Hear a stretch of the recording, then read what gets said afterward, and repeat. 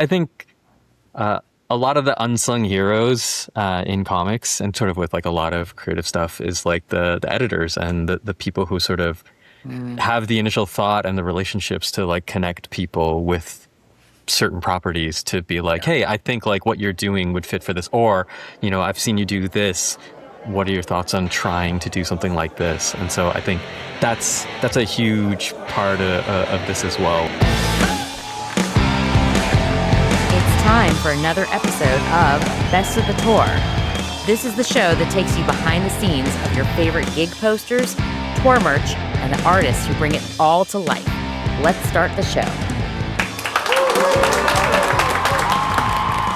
This is episode number 22 of the Best of the Tour podcast, entitled Comics, Capes, and Gig Posters. I like it. We are here today with an extraordinary artist. I mean that from the bottom of my heart. I love the work that he's doing on some of DC's newest comic books, Mr. Nimit Malavia. Nimit, thanks for joining us this afternoon. Thanks so much for having me, guys. Such a pleasure. This is really cool. We were kind of chatting a little bit before we started recording, but it's kind of an unusual kind of artist for you to be able to do a little bit from the gig poster world and then a lot of work for the comic book world and sort of everything in between. And it's really interesting. And that's something that we want to talk about, kind of the differences between the two. But, you know, it's really cool to see your comic work translate into poster art for bands like, you know, small little indie band called 311. Right. They've been around once or twice. Yeah. And it's just, it's really exciting to be able to kind of like peel back the curtain a little bit. So that's what we're hoping to chat about today. And, you know, I'm going to probably just pass the mic over to Mike because this is... She can feel that like energy. He's like, I'm ready. Off of me. And for our listeners, I've talked here and there about my collection habits with gig posters, obviously, but predating gig posters for me as a young lad really goes back to being a young kid that when I was little, I did not like to read. And so my mom got me into reading by introducing me to comic books. And so all through my, you know, adolescence and into high school. And then when I landed at University of Maryland, one of the first things I did was find the local comic shop. I've just always been into comic books, Marvel Universe, DC Universe, but two of my favorite have always been Batman and Superman. And Nimit, you're doing some work right now that's incredible. I've been following a little bit of it because I'm following the DC Absolute Universe, all the things they're doing with Batman. You've done some work on that arc. You're doing some work on an upcoming Father of Tomorrow book, Superman, which is going to be a new take on Superman. We were just chatting before we started, and I just read episode number 1 of the Absolute Green Arrow, and you are doing some work on that series. So I can go on and on and on, but this world of collecting gig posters and collecting comic books has an eerie intersection that I run into people here and there. But like Erica said, I don't know that we've talked to anybody as immersed in the comics world and gig poster world as you. So welcome to the pod and tell us about how everything's going. That's a heck of an intro. Yeah, that is a lofty intro. No, it's great. And it's like, it's really such a pleasure for me to get to speak to you guys this way. Because it's like, likewise, sort of in the inverse way, I feel like I don't get to speak to deep collectors of both comics and posters quite in this way and get to like sort of share, you know, our histories and thoughts about all this kind of stuff. So it's like, it's really fun because I think getting to approach the work from like an interested place is sort of how I was able to get into like comics as well. Once opportunities came up for gig posters, that was sort of the same way in where I'm like, oh, this is great. Like I'm a fan of this music. I'm a fan of these bands, or like, you know, however things connect, it's pretty cool. And it's an exciting space to be in. And, you know, we were chatting about it earlier. I think like, especially some of these new creators that come on, similar to like new bands that come on, I find it's like a breath of fresh air where you get to like, you know, sometimes it feels like an assignment, but a lot of times you're just so stoked to be a part of the thing because it's genuinely inspiring or genuinely interesting. Like that's how I feel about like so many projects with Marvel and DC and Boom, especially like this Absolute Universe with DC has been like, I don't know. I feel like I'm an evangelist for it most of the time. Yeah. Like I'll be talking about like, you know, current affairs or whatever. And then I'll be like, Have you guys read Absolute Batman? It really touches on like the oppression we're experiencing. That's right. And it's Yeah, like, it's really good. It'll show you a lot of things. it goes deep into like these sort of like relatable, like almost like a mirror universe. You know, you're looking at it's reflecting back a lot of the things we're going through as a society right now, and then kind of distorts them and exaggerates, and so it really is kind of, you know, a literary art piece. Yeah. It's more. I'm saying this to my spouse and partner that I justify purchases of the comic book as much as I am to all collectors out there. I am a partner that approves on multiple levels. But I Absolutely. do attend things like Comic Cons Right. and comic book shows, and just going with you to pick up And your poster shows. and poster We're shows and doing all these poster things. shows now. So, well, I just out of curiosity, as you guys are talking, and Nimit, it sounds like you're not just, you know, the artist, but you're also a collector and a fan of the comic world yourself. Like, which came first? It's sort of like the chicken or the eggs. Like, were you a fan, a collector, a reader of comic books? Was there a particular comic storyline that kind of grabbed you, and then how did that translate into becoming a cover artist for some of the largest brands, you know, out there, the name bands out there?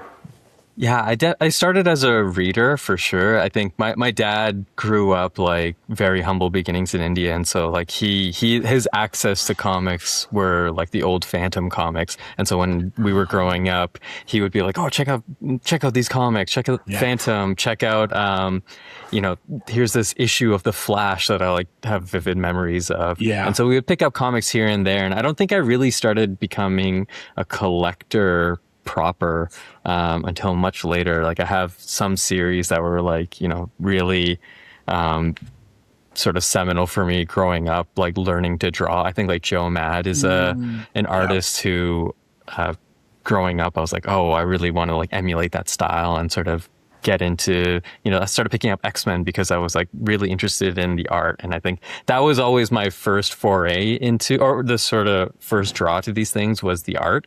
And then as I started to read certain series more, like Battle Chase, I was like, oh, I really like the story. This is a lot of fun. And then you would pick up other series. And then I was like, oh, well, let me start getting into the writers and all this. And then as, you know, older and older, I find like the thing that I wind up collecting most now are like comics and like art books, and I'm just looking at my bookshelf over there that like you know, it's a pain for my movers when we have to move into the apartment. They're like, oh, that's a lot of books. I'm like, yeah, sorry guys. But yeah, that was sort of the draw initially, and then as I moved into like, I went to an arts high school and then college after that for illustration. And sort of my taste started to broaden where I was like, okay, let me research fine arts, film, photography, all that kind of stuff. And then, you know, it was a little bit later on that I kind of got back into comics.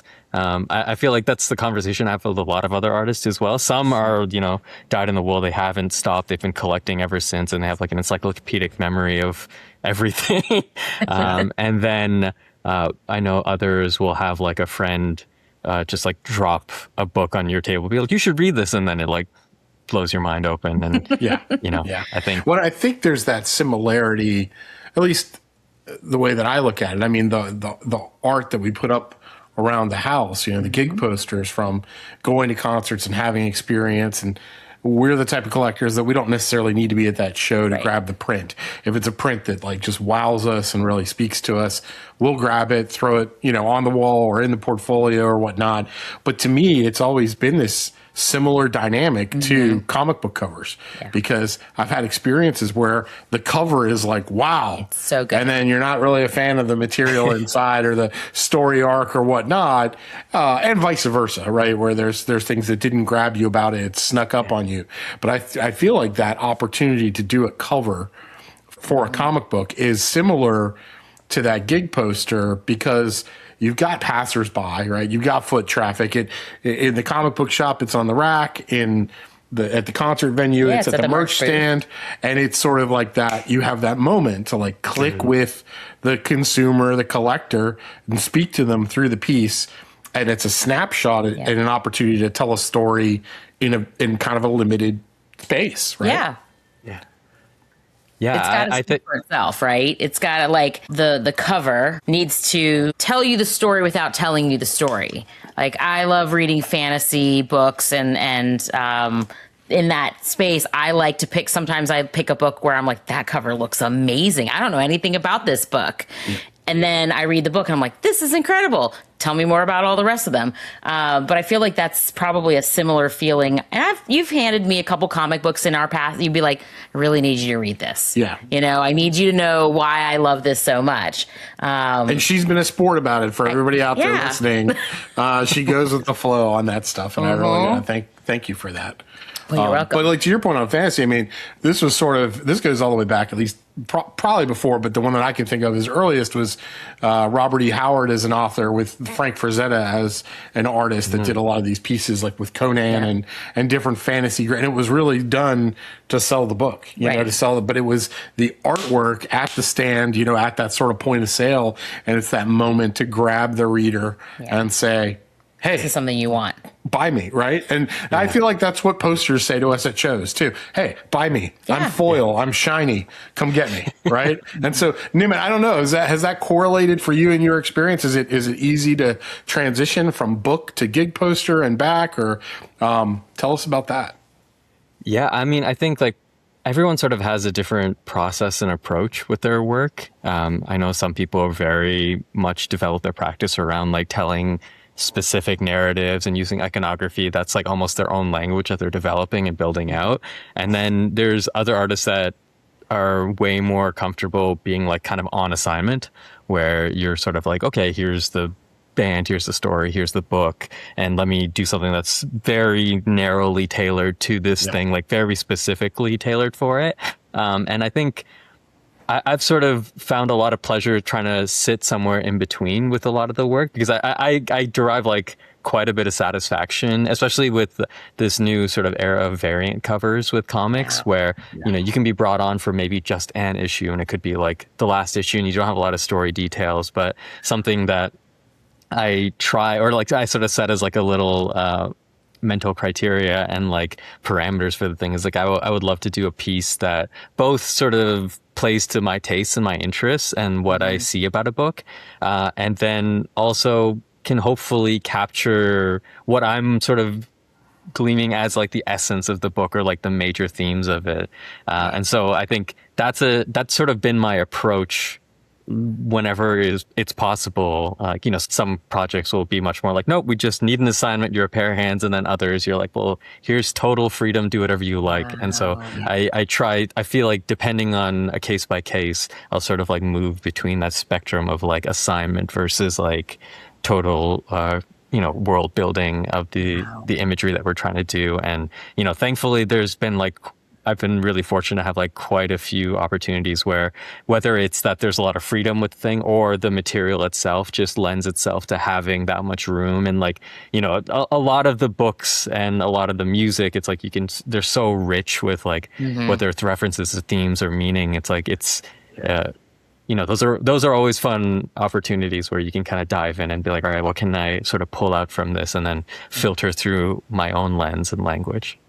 I think one of the interesting things as you're talking for like the comic books, you know, you have a character, and these characters, a lot of them, again, very heavy iconography. Specifically, when I think of Superman, I think red, blue, big S, cape.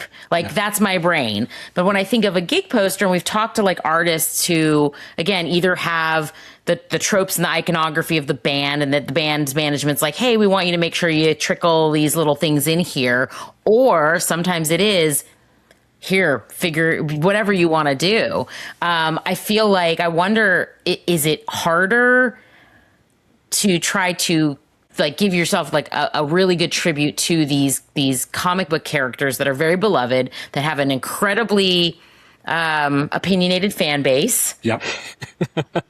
Right? I mean, you know, and then on the other side, you have the band and the fans of the band who also are very opinionated, right. Who have, you know, what they think that they want to see on their walls. Well, there's deep love. I think that's the thing, is like all this stuff, to me, although the internet can be a place, what's the phrase from Game of Thrones? The night is dark and full of terrors. Like sometimes the internet, certain forums that people express thoughts and ideas in can be dark and full of terrors. But I always try to look at the positive and say, even those arguments that come out of online banter or whatnot, hopefully they're coming from a place of love and passion. Yeah. Right. That you love this band so much. They're your band, Yeah.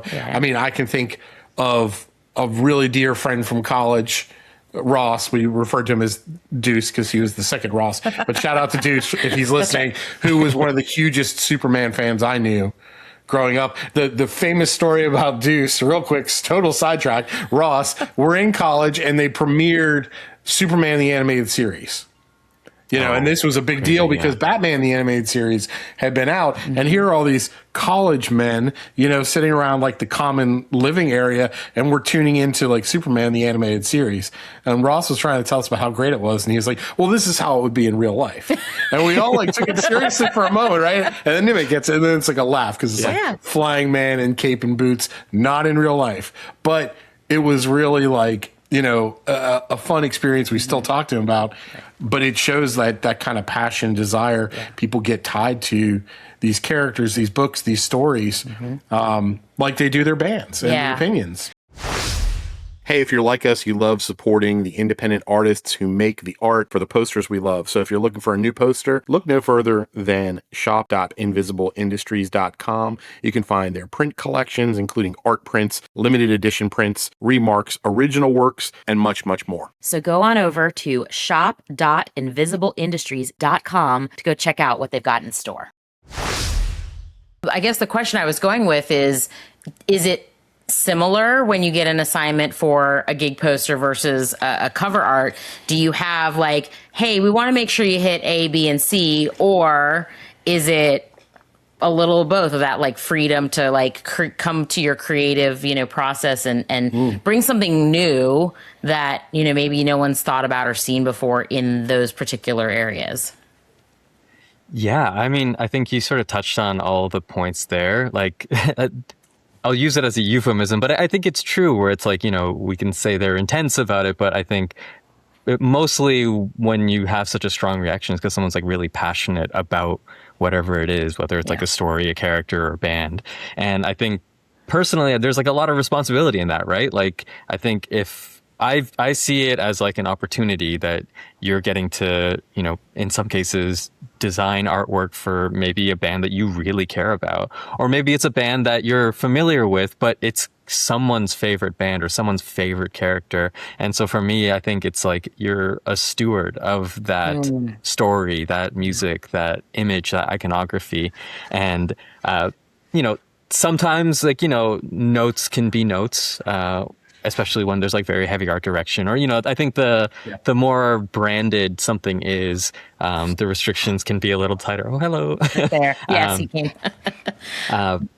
But I don't think that's necessarily a bad thing. For me, a friend forever ago, they described it as like you're not trying to fight with a client, you're trying to dance with them. And so I think in the sort of difficult situations or the scenarios where there's like more friction, I'm trying to approach it from a space of like, well, there's a lot of interest here and there's a lot of specific interest to make something that's exceptional. And, ideally you're going in with the benefit of the doubt that everyone's hoping to make something like very cool and very special. Like, some examples, I'm working on, a cover for a Hello Kitty book. And so it's like, you're dealing with Sanrio characters who are like, Japanese Disney, basically. Massive. Hugely and in this, popular. And in the same way, it's like I'm also, there's an upcoming, it might have come out by now that the time this episode comes out, but I got to do a poster for The Cure with collections.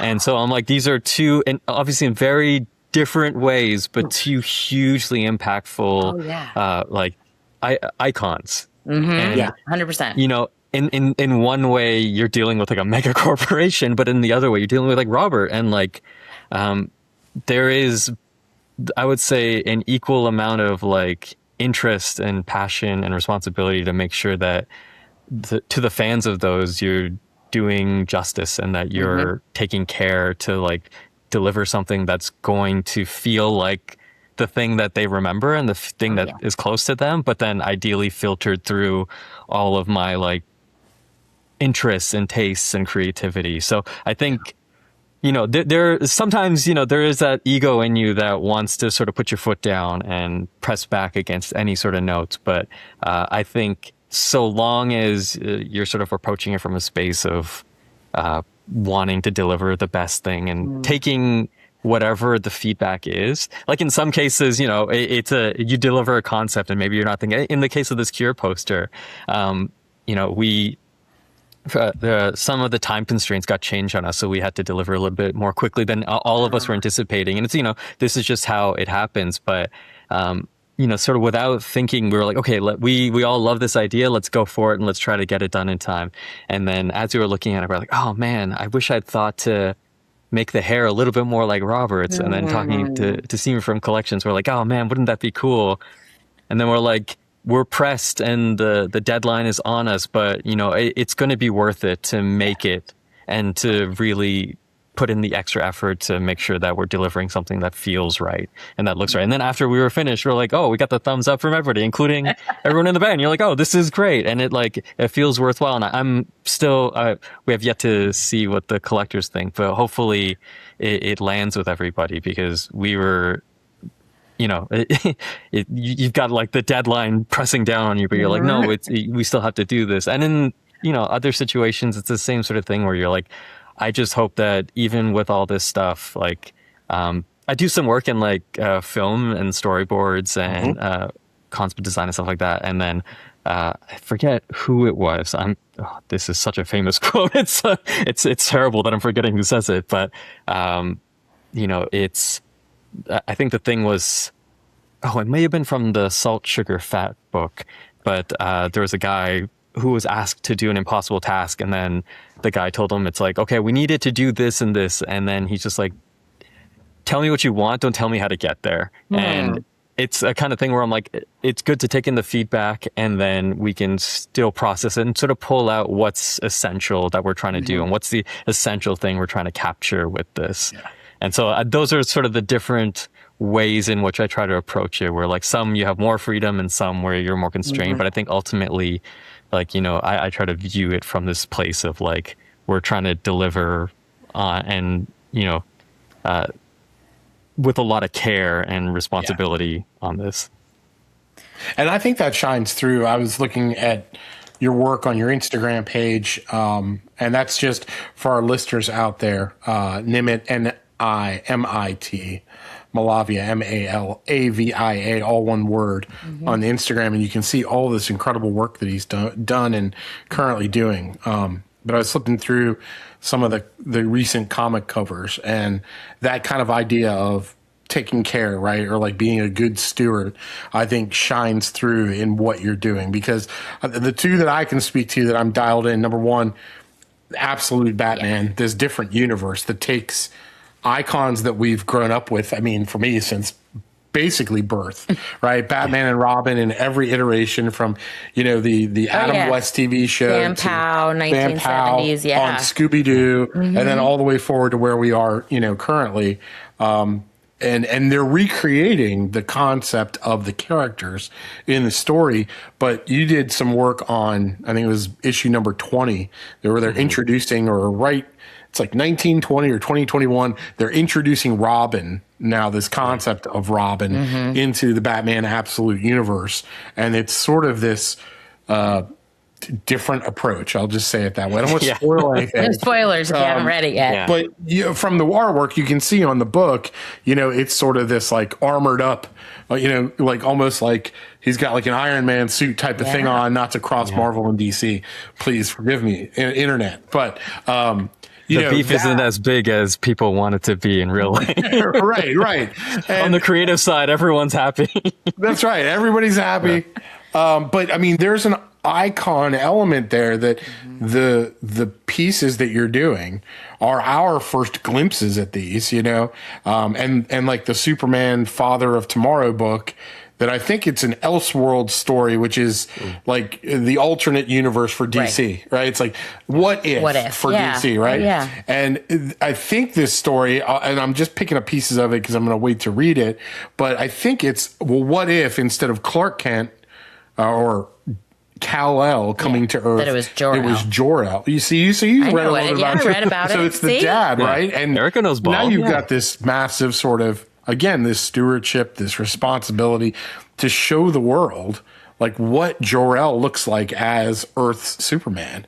And I'm just like, that's crazy, man. That's like a wild level of Brain bending. brain bending, yeah. And an opportunity to just say, well, here's what he looks like, you know? And I imagine there's creative direction and discussion with DC and all that, but I mean, from where I sit, you absolutely nailed it. It's beautiful. The cover piece of Jor-El with the tractor that's very emblematic of Superman on the farm. Yeah. But he's got kind of like the black suit instead of the blue and red, which was reflective of like what they would have worn on Krypton, going all the way back to the 70s, 80s Christopher Reeve Superman, Right. when Marlon Brando plays Jor-El and he comes and he's in the black suit. Yep. It's where a lot of that emulates from. And then he's got this white flowy cape, which to me speaks of Jor-El's lab coat that he would have worn as sort of a scientist from Krypton. And so like I see this and I'm like, man, that's everything I could want as a fanboy, super fan of Superman to see it. And so I think just an awesome job, but also, man, what an incredible like gift and opportunity to steward that in. Thank you so much. That means so much to hear that. And like, you know, you're so familiar with it. So I'm glad that it like lands with you. I think a lot of the unsung heroes in comics and sort of with like a lot of creative stuff is like the editors and the people who sort of have the initial thought and the relationships to like connect people with certain properties to be like, hey, I think like what you're doing would fit for this. Or, you know, I've seen you do this. What are your thoughts on trying to do something like this? And so I think that's a huge part of this as well, where it's like the relationships and all these things where, you know, you can be a fan of somebody's work, but then finding that right opportunity to connect them gives you a chance to be like, oh, wow, this like who knew that maybe this character meant so much to you? Like Superman and like obviously Superman and Batman are so important to me as well, growing up on them on like, I think my first experience was with the animated series, and then you track back on the other ones. But yeah, to then get to read things like Superman Birthright and like, you know, see the different movies that come out, but then get the chance to draw them on these covers, on these official covers. It's like, it's pretty cool to sort of be able to lend all that like my own experience and taste to these things, and then.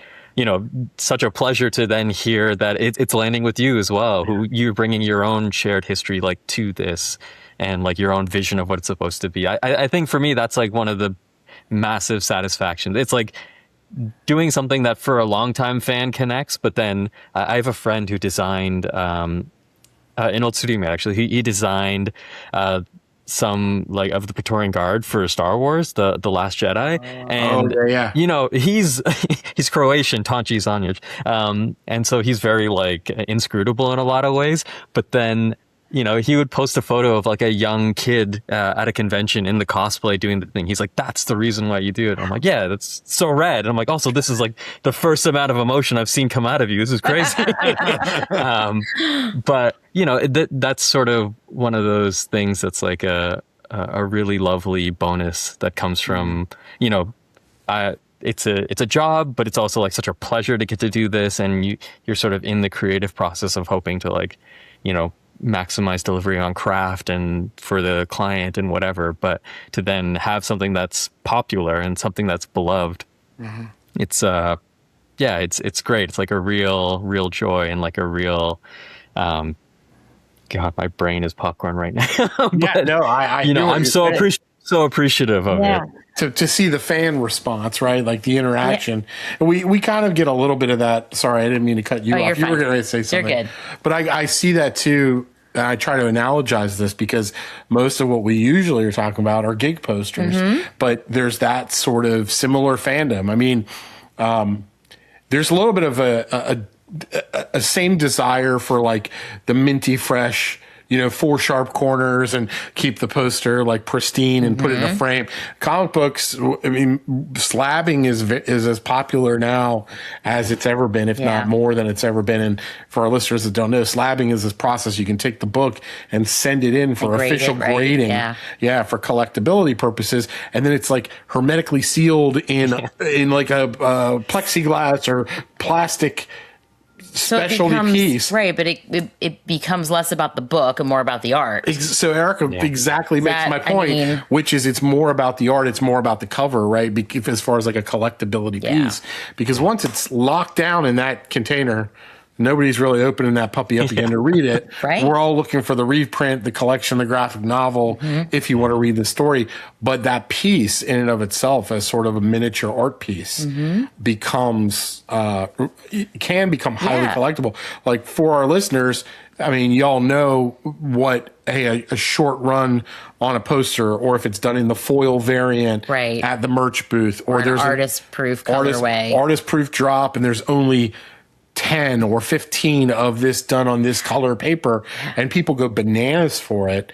I think that some of the way that I see collectors go crazy for a particular cover, a particular book, Absolute Batman #1 first printing caught everybody off guard. I don't think DC or anybody was ready for that book. It went from like zero to worth hundreds of dollars overnight almost. That's wild. If you have it, graded at like 9.8 or above or whatnot. Which begs the question, when are we going to start seeing slabbed gig posters? There's a market for it. I don't know. I'm an idea guy. That's all. But the collectability absolutely is there's a lot of similarities between the two. Now, the other thing that I have noticed after talking to a fair handful of poster artists is how a lot of poster artists grew up being fans of comic books. And like being fans of something that was so iconic in their youth that then translated back into now their day to day, which is so cool because I feel like there is sort of this like history, this background of being inspired by art at a young age. And you had mentioned, reading certain comic books that, your dad would bring home, and The Flash, and just to be able to Phantom. He referenced the Phantom. That's right? Awesome. Yes. I love the Phantom. Which is really cool. And now, every day you wake up and it's like, how do I get to, like you said, honor these brands and honor these titles and icons of yesteryear, right? I think oftentimes, I don't know about you, but I feel like nostalgia and feeling for where we were a long time ago, there is a comforting sort of aspect to that. The world is very wild and you just don't know what's going to happen every single day.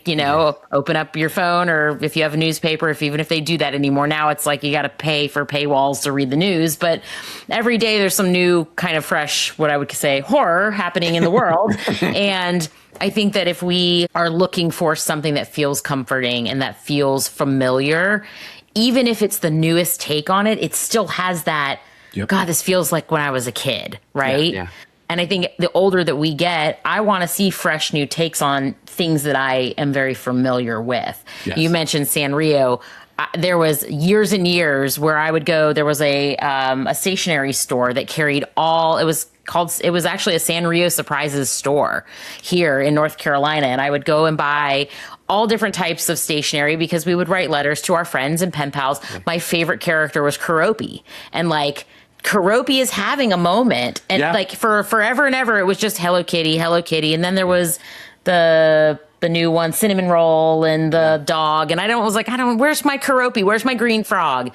And then Kuropi had like a moment of resurgence, and it was like, Kuropi's everywhere. But it was like a new, fresh take on Kuropi. He was brighter. He was bubblier. He was more modern. But it still felt like this is my old friend that I used to write, stationery letters to. And no matter how bleak the universe may seem, that brings joy, right? It sparks joy, which is, I don't know if we talk about how critically important that is enough, but like the spark of joy that Nimit, you as an artist provide, and so many of the gig poster artists that we talk to provide to fans going to concerts, Yep. right? It's a form of love and passion for music, obviously, but also there's some escapism in it, right? There's this, let me just unplug from the world for a few hours and just jam out with my favorite band and have a great time with your friends, with your family, and then bring a memento home that stays in your space and reminds you, hey, there's a lot of positive, right? Yeah. Don't fall down the rabbit hole of negative, because there's a lot of good things out there. If you're like me and Erica, you love passing out stickers while attending concerts with friends, making new friends. Where do you get these stickers? Look no further than stickerrobot.com. They are renowned for the highest quality sticker printing on the planet, world famous, custom outdoor silkscreen sticker printing, free US shipping, and we have a promo for you. If you visit stickerrobot.com/invisible, you will receive 10% off your next high quality screen printed sticker order. So act fast. Going right now. Right now. Right now. And also, thanks to our friends over at the Rock Poster Society. If you don't know TRPS, they are a nonprofit behind the world's longest-running rock poster collection shows. That includes the Festival of Rock Posters in San Francisco, which is a bucket list thing for Mike and I to go to. They have been championing the art of poster for decades. They support both the artists and those people who collect them and preserve them. If you want to get involved, go over to trps.org if you want to become a member and check out their upcoming events. Check them out. Getting kind of back to the gig poster scene, how does that change for you in that kind of project? I mean, obviously it's not creating like a Star Wars character or a new take on Superman, but do you get that sort of same impact come across when you're interfacing with the fans in that space as well? Yeah, absolutely. I think it's some of that what we talked about earlier with like that responsibility of finding something that connects with other, like a sort of universal connection that feels intimate to like what I'm experiencing, and hopefully it resonates with everybody else. So that's sort of one of the targets that I try to set for myself whenever I'm interpreting a poster and making it specific for people who are going to be at the show, who are going to pick it up, to be like, hey, this feels for me right here, but then also has appeal for people who maybe aren't in a particular city or whatever. But I think another thing, sort of speaking to some of the different aspects of like collecting and like the sort of different spectrum of how people like to collect things. Like I feel like part of me, like I love a crisp edge. I love like a perfectly pristine book, but I don't think I've ever gone as far as to get anything slab, because the experience of reading something, the experience of listening to something is as important as like having the beautiful object to hold. So it's like, sometimes now that it's easier to do. And, when I was a kid growing up, you couldn't like afford to buy like a couple copies. But now I'm like, I'll keep one copy that's like, it'll be sitting under something and kept in good condition. But then the other one, I want to be able to like read the hell out of it, because I think that experience and like, being able to dog ear a book or whatever, and just having it, I'll steal this from Donald Glover. He was saying in an interview where for him, creating music is like you're trying to create buoys in time, like in this big ocean of waves. And, it's an onslaught of things that we're experiencing every single day. And it's only getting faster and faster, where, I think about like, my phone and my photo library. I used to take like, a photo a day or save a photo or whatever. And then, I talk to friends who are like, oh, I have 100,000 photos just from this year. Like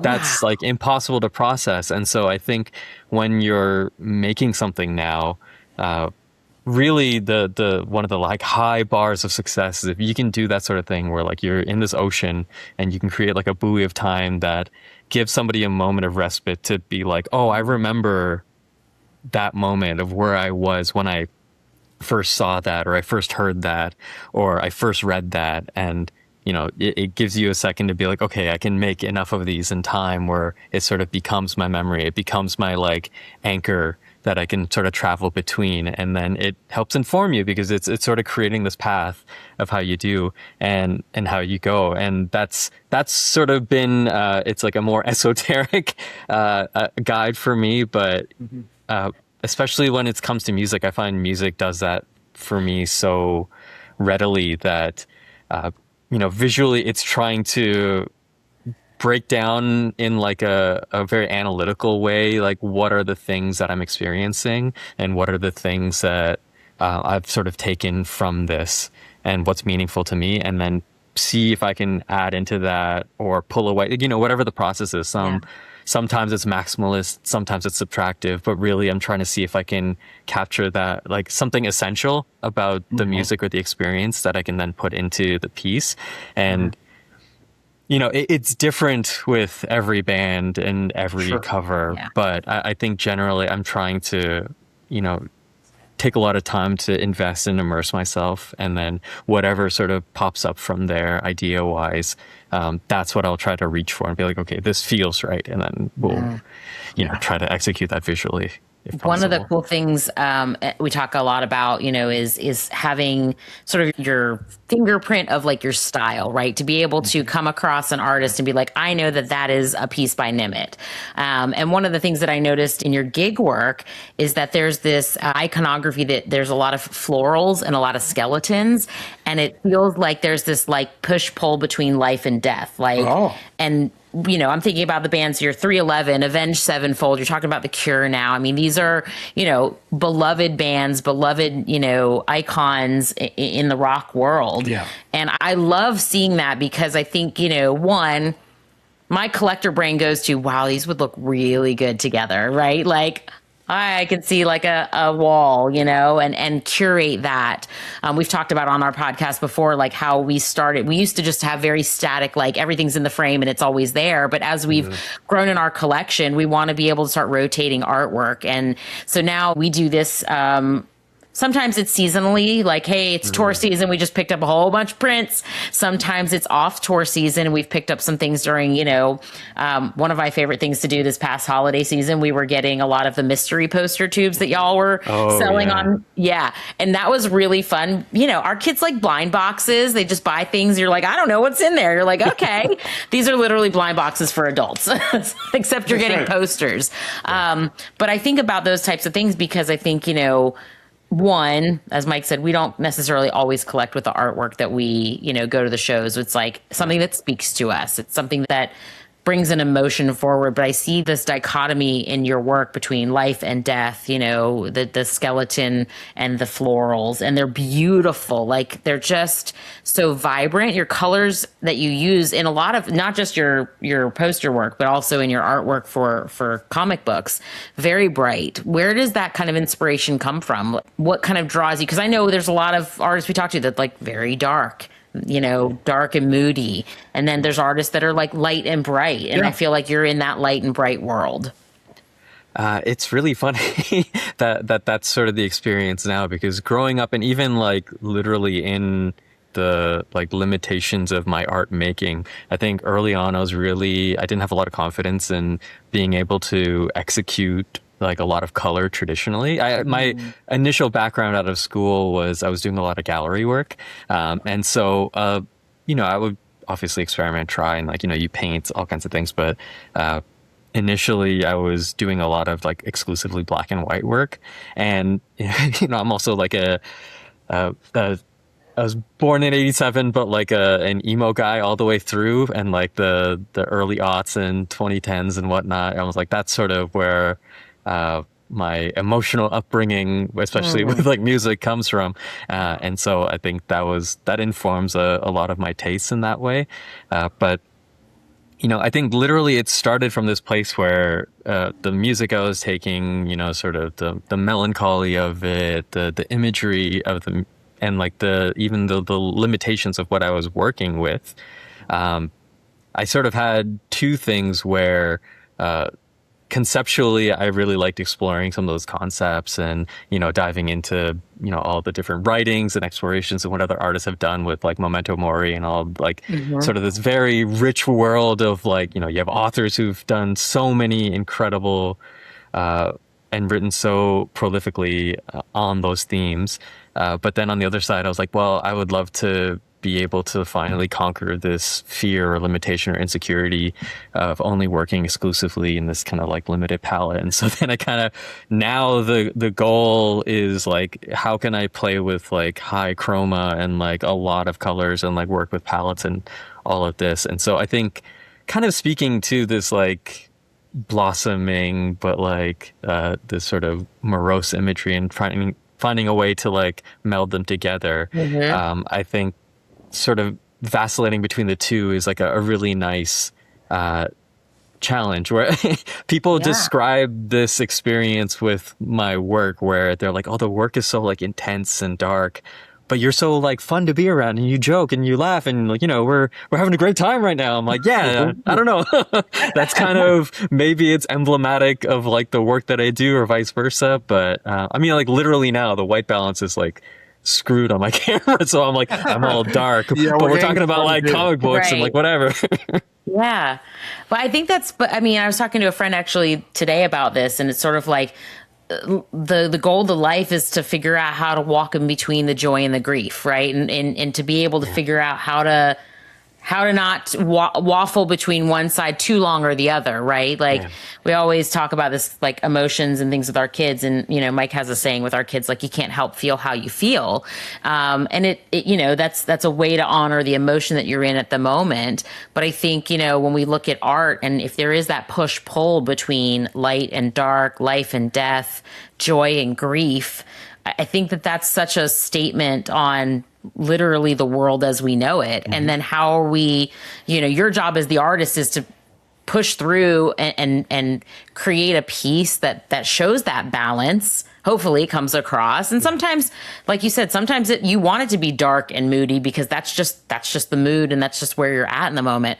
But also that you have this ability to then come all the way on the other side and have really bright, like I think of those characters like Harley Quinn, who, you know, is a very vibrant color, right? I mean, she's a jester, a jokester, you know, the partner of the Joker. And a psychiatrist broke bad. For Cocoa Puffs, yes. Went insano. But I think about, like, you have a piece that you've done that was a Harley Quinn piece, and, you know, there is this, like, push-pull, right? And this brightness to her character, but obviously she's a dark baddie, you know? Yeah.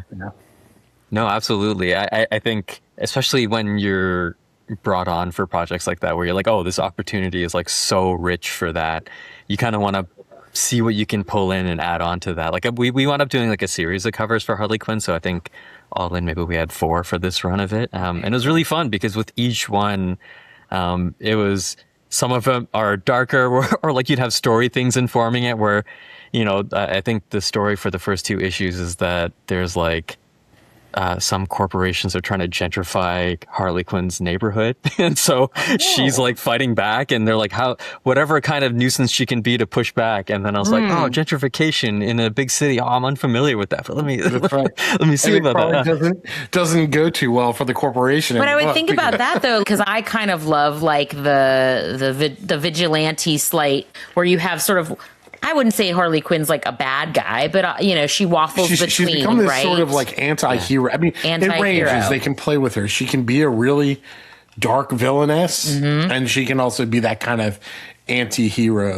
And it also depends on what book and story arc you're in. Well, I mean, I take it from like flexible. Whereas like the Joker, pretty hard to make the Joker anything other than a psychotic bad guy. Yeah. Right? Yeah, there's like the odds. There's like the odd episode where it's that one guy's birthday where he's bringing the cake and then he's opening it through the door and he's just like, I'm gonna ask of you like one favor one time, and then that guy's living his whole life like racked with anxiety that the Joker's gonna have him do this insane thing, and it's like literally just opening a door as he's like bringing a massive cake through, and he's just like, that's it. He's like, well, look at the size of the cake, man. And I'm like, yeah, right. That's like the lightest that character gets. And, that's right. You know, especially, you know, with covers and stuff, depending on the series, I'm trying to find, you know, if there's the whole spectrum of like light and dark, you're like trying to find somewhere in the middle that's like, approachable, but still like you get to like touch on all those different things and like, add different influences and see how she fits into that mold. And if it like feels like it belongs to like the pantheon of like images that are associated with her. Well, I got to ask, because you've done work for some incredible bands. Is there a band out there? And I think we've played this game before. It could be current. It could be like Elvis Presley, somebody that's passed. Like is there somebody out there that if you had your sort of your druthers, your dream shot, like band musician that you'd do a gig poster for? Oh my God, I should have thought about this before you. That's why I like that. Yeah, first thing that comes to mind is usually what it's like, what it's meant to be. Yeah. Well, I mean, and to be true to that, I think like the first two bands that really come to mind for that are like Linkin Park and like My Chemical Romance are probably the two that like, the emotionally had like such or left such an indelible mark on me. Like from the first time that I heard it, I was like, what is this? Like, just you're hearing it. It's like, for me, I think the first time when Hybrid Theory came out, I would have been in like grade 7, and it was like, oh man, this is crazy. And like, I didn't really dive into the discography until like later, but those two bands in very different ways had such an impact. And I feel like with Linkin Park especially, it felt like growing up with them and sort of experiencing them as they were putting out albums and as they were growing as a band. And then with My Chemical Romance, my partner is like, let's say, passionate about My Chemical Romance in a very gentle way. I've seen them multiple times, met them. Like, it made when we first got together really easy for gifts, because I was like, okay, well, let me just find vinyls. Let me just find all these things and whatever. But yeah, it's actually my initial introduction to My Chemical Romance was the Black Parade album artwork. Which was drawn by James Jean, who illustrated the covers for Fables, and is like an incredible generational talent and artist. But I remember seeing the work and I was like, oh, this is like a really rad piece from an artist that I admire. And then I started listening to the music, and it's not a comparison, but in your head, sometimes I'm like, oh, this album artwork, I rated a little bit more highly than the music. And in this case, I was like, well, at the time, like, I was like, oh, well, this guy is like such a huge influence on me. This artwork is amazing. And then I listened to the album, like, oh, well, it rates the other way. Cause just like their themes, the operatic nature of it. We got to see them when they came to Toronto in this last tour. And it was, basically when they did start to finish the Black Parade, it was, it's really fun going to some of these concerts. Like we got to see Beyonce during the Renaissance tour, and it was the same experience where you're standing there and the people next to you, like my partner was to one side, and then there's like another person who was at the concert for both of the concerts, and they're both like, this is going to be great. Oh, I'm so excited. Like, I've been waiting for this. I'm going to dance my heart out. And then just as soon as that first note hits, it's just Niagara Falls. Like everybody's crying they're like, this means so much to me. Oh my God. And then until like you get that intermission or whatever, everyone's like, oh my God, I'm physically and emotionally exhausted. So yeah, I think. Right. And this is only night 1 and we're here for a 3-night stand. Right. I don't know. Exactly. That's what it's supposed to be, right? Yeah. Like it's supposed to feel that way. Well, but I think for me anyway, I had to learn that. I don't think I went into going to, live shows expecting to be just consumed by it, like emotionally, physically, mentally, and just go through those emotional undulations of a show where, you get the song that you're looking for, or, we're big. I mean, we have a variety of bands that we follow, but particularly in the jam band scene, like Dave Matthews Band or Goose, where they'll take a song in a different direction than you've necessarily heard it before, and it resonates. It just hits you and gives you all the feels. I can tell you the last show that I had that Nimit, that feeling of, we went and saw Pearl Jam for the first time last year. Yeah, never seen Pearl Jam before. I've been a Pearl Jam fan since like 90. 93, I think 92. Yeah.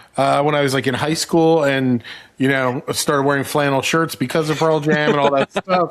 And then, but was too young to actually go see them live myself. Right. And so we didn't actually get to a show together until last year. May. Yeah, last That's May. huge. And, it was like I said to Mike, and they started playing, the first song was Release. And they opened with it, which is that just was like, I lost it. Yeah, absolutely. And I look at him. We're with some friends who have been to a lot of Pearl Jam shows, like 50 plus, and they're looking at us and they're taking pictures of us because I think same kind of thing. They were as excited to see the band that they've seen dozens of times, but probably even more excited. If you asked, they're probably more excited to witness their friends experience their first Pearl Jam show. And same kind of thing, like my teenage self screaming Alive was just like it was so cathartic. It was exceptional. And it does it inspires you. It makes you feel things. It makes you feel like this is you were talking about those buoys in the ocean. Like that's it. Like that's that moment that doesn't happen again. It's only happening when it's happening in that moment. Yep. And then that wave passes and you're like, I'm on to the next thing. But hopefully those are the things that trying to buy tickets for the next show because I'm now chasing that feeling. Right? Yeah. But that's really cool. And that's exciting. So like, if you had those opportunities to do art for those, do you already have ideas in your mind of like, oh, I know exactly what I would draw? It's, oh man, I think it would be a situation where I would just have to like get so many ideas out beforehand. Like I've been really fortunate in that I've gotten a few chances to like, especially when I'm like, really immersed and infatuated with like a band's music or like really sort of only and mostly ingesting their music that I get to then work with them at the same time. And it's really interesting how the like creative and professional process changes for that. Like, I think this would have been back in like 2021 or maybe 2022. I think 2021. Do you guys know the Korean pop band or boy band BTS? Mm-hmm. I know of them. I know of them. Never Yes. met them, but I had the good fortune of getting to storyboard one of their performances at the United Nations when they were doing a performance there, and so I was working with like the director and the choreographer and the DP. Trying to figure all that out, but it was this thing where I'm like, if you looked at any of my like Apple Music, Spotify, the top whatever, it's like, oh, like 9 out of the 10 is mostly something from these guys at that point. And like my partner is a super fan as well, and we've seen them live in concert and everything. But it was a situation where I was like, okay, like I have to like find a way to not get overwhelmed by my fandom, but then also try to sort of really approach it in the same way where I'm like, this has to be an assignment in order for me to do the best work that I can do for it. But then, I think maybe what happens, like with Linkin Park, I'm thinking about like, there's so much that maybe it's just that the research part takes less time. And like, I'll have like a lot of different images that just sort of jump out the gate. But, I think that's sort of where I would want to like tailor them to like wherever the location is, and then bring, kind of like how when you experience it for the first time after so long, it's like you want to bring that all that experience and synthesize it into something that feels like that moment and like me at this moment right now. Because I think actually funny enough, also sorry that I'm name dropping so much during this during this talk. I was living in LA right out of school. A friend was down there, and while we were doing gallery stuff, he was like, hey, why don't you guys come live down here and like you can show with some galleries and like get to meet everybody and whatever. And it was really cool. We were there for a little while. And at the time, like me and my one friend were like very into Linkin Park, but our friend who was hosting us, he was like, it's okay. It's like, I like their music well enough, but it's like, he enjoyed it, but we were obviously like super fans. And then as soon as we got back and we were going to our last year in college, he just like sends me a text. He's like, "Lol, hey, check this out," and he sent over his poster that he was doing for like their next tour date that he did. He's like, I'm like, "Oh, come on, man, what the hell? This is some bullshit." But I was like stoked. I was like, "This is amazing! Like, good for you." And then he like, he got to meet a lot of the band members and became friends with them because they run in the same like artistic circles and whatnot. But it's just so funny, and when you get to experience something versus when you get to sort of interact with it in like a professional capacity and bring your kind of creativity to it that way. And like, it's always interesting to see how different artists approach that, especially as some people become more familiar with bands, or some people are just sort of brought in and then they're getting to do it for the first time. I think it's really lovely and beautiful to see the whole spectrum of it and all the different artwork that comes out of it. Well, that's incredible. It's always there. I talked about this. I think Mike and I know. I read this book called Big Magic. It's Elizabeth Gilbert. She talks about this concept of like there's these universal ideas that need to be birthed into the universe, and that we need humans to be able to like create these things. But sometimes these ideas come to us, and we just aren't able to pay attention to it at that moment, and then it's going to go flutter off to somebody else, right? And so it's like this, like, did the time pass you by? Was the idea ready for you or not? But then it would always come back around. Like, I just think it's a really cool concept of in this creative space that, maybe it's something you want so badly or so much that we end up just needing to be able to be patient for that next opportunity. Be open to it. Yeah. Yep, exactly.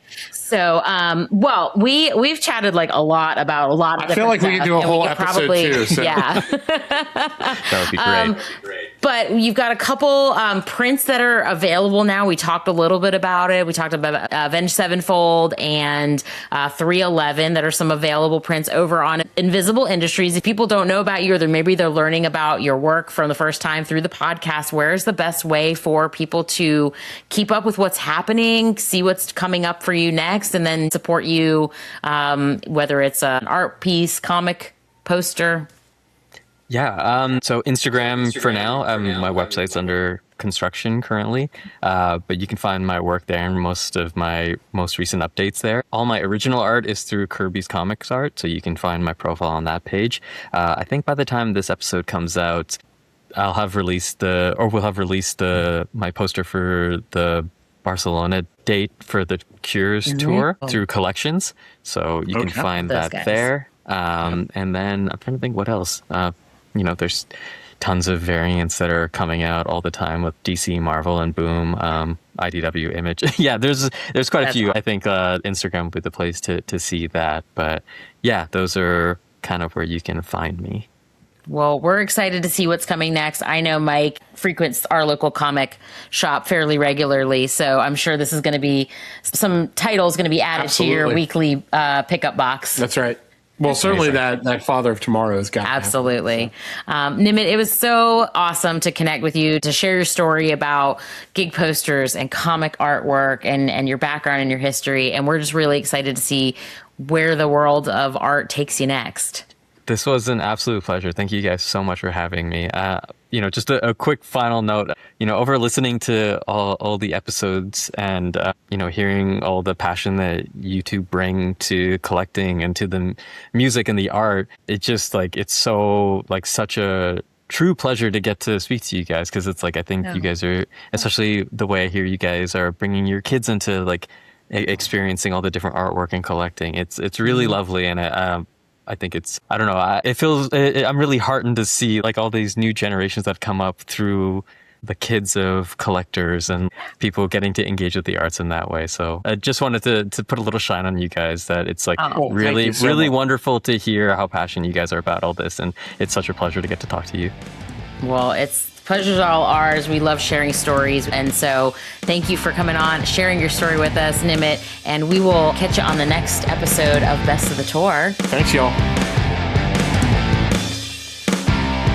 Best of the Tour is presented by Invisible Industries. Find us at www.bestofthettour.com and on all major streaming platforms, including Spotify and Apple Music. You can also catch Erica and Mike on their other podcast, Posters in Every Direction, streaming wherever you stream your podcasts from. A big thanks for listening, and we will talk to you next time.